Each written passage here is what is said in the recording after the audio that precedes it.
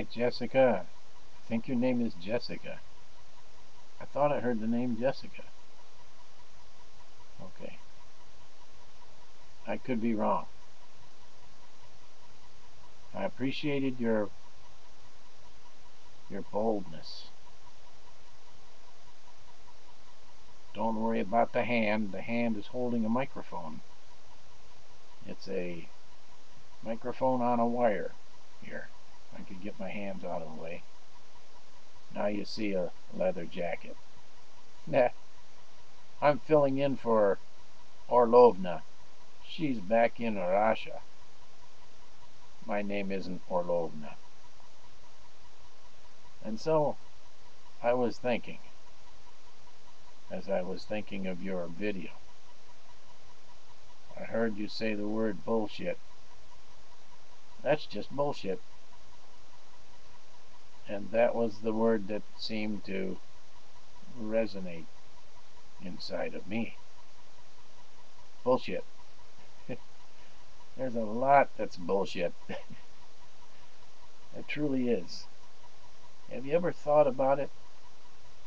Have you ever thought, here's this great religion selling themselves, especially the leaders, the top 15 leaders. You know who they are. The quorum of the 12 plus the quorum of the 3. 12 plus 3 is 15. So the top 15 leader dogs, what do? They sell themselves as the greatest supporters of true liberty and stand shoulder to shoulder and side by side, if they could. They can, of course, but not physically. Shoulder to shoulder with the founding fathers of this country, true freedom fighters, the likes of George Washington and John Adams and Thomas Paine and all of the other revolutionaries of the colonial army, right? And the Mormons say, we're the greatest champions of the U.S. Constitution and of liberty, and extol the virtues of the founding fathers. Okay, and seem to be saying they have the same thing going on there, right? So why is it that they're a bunch of kingmen? They're actually kingmen. You know who the kingmen were in the Book of Mormon, right? The kingmen wanted a king. And the existing order of things put those kingmen down really quick. Killed those who wouldn't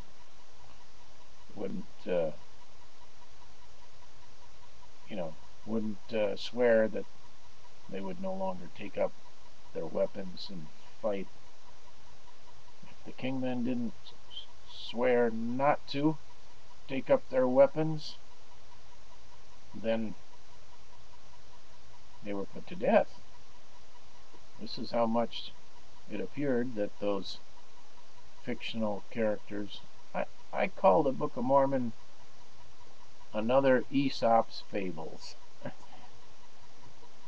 They may or may not be true. They're probably fables.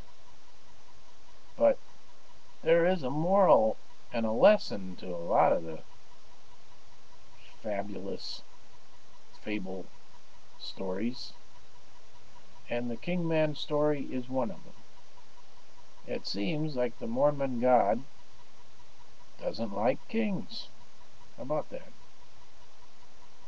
And in the Bible, God didn't like kings either.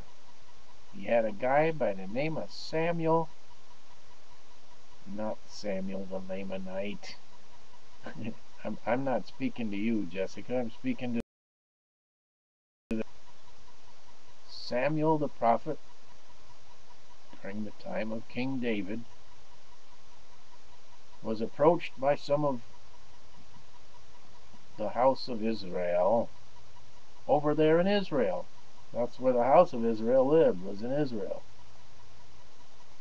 And they said, ask God to give us a king. Let us have a king.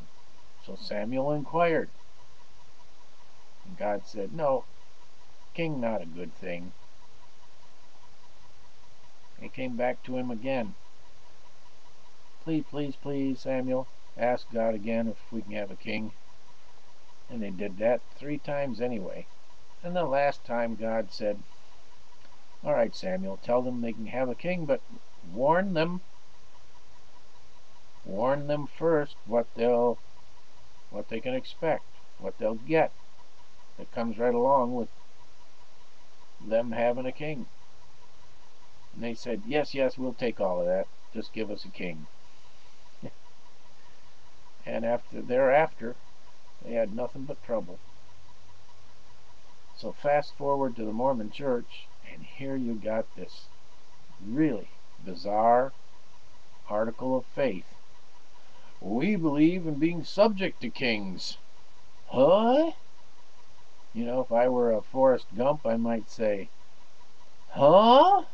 You know, we believe in being what? Subject to kings and rulers and magistrates to an English king. Magistrates are just the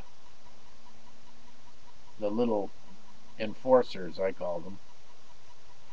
They're not rulers, they're just the enforcers of the king. They're magistrates. So basically they believe in subjecting themselves to kings and rulers and all that implies. Who's a ruler? Oh, well, you can think of some people that are rulers. Fidel Castro, that Kim Il-jong, whatever his name is, from, where's he from? North Korea? I don't know. Hugo Chavez from Venezuela. These are all the equivalent of rulers and dictators. Not to mention the dead ones, like Benito Mussolini and Adolf Hitler and Slobodan Milosevic. That's a hard one for you. In other words, dictators and rulers are the same. And Mormons believe in being subject to kings and rulers, in obeying the king's law. Do you know if Mormons were on American soil, I mean if the church had been started and organized only 60 years earlier than 1830, they would have been in the colonies, the American colonies, in 1770, and then their Mormon leaders would say, oh, subject yourself to the English king. Obey, honor, and sustain the king in the king's law. And they would have been loyalists. They wouldn't have been freedom fighters. Liberty means nothing to them. Why? Simply because they believe in subjecting themselves to kings and other rulers. Well, they said kings and rulers. And that covers every form of government that is not free, that does not embrace true liberty. And yet, there you are. Mormons don't despise the kingman mentality. They embrace it. You have to have a kingman mentality to embrace that kind of thinking. So, regardless of all their other ideas, and they are sexist, and that's kind of silly. Creating homemakers, well, that was just fine and dandy for young girls, teenage girls of my day.